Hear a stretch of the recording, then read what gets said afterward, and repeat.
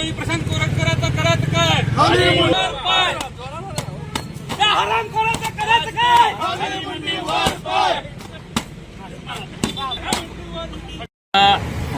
आज ना असं जी परिस्थिती झालेली आहे महाराष्ट्रात की महिन्याला एखादा वाचाळवीर उठतो आणि आपल्या महापुरुषांवर काहीतरी बघतो.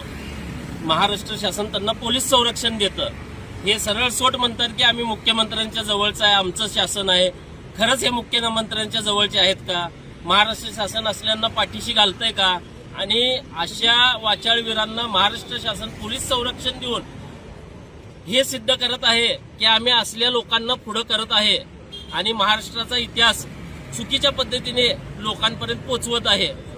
जर महाराष्ट्र शासनाने लवकरात लवकर अशांवर कारवाई नाही केली तर संभाजी ब्रिगेड हे काय आहे हे येत्या दिवसात सगळ्यांना कळेल.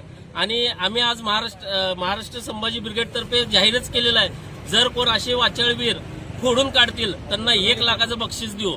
त्याचबरोबर शिवाजी महाराज असतील, संभाजी महाराज असतील, आई जिजाऊ असतील किंवा आमचे जे महापुरुष असतील, यापुढे जर कोण असं वाचाळपणे वक्तव्य केलं तर पहिला फोडणार आणि मग आम्ही निवेदन देणार.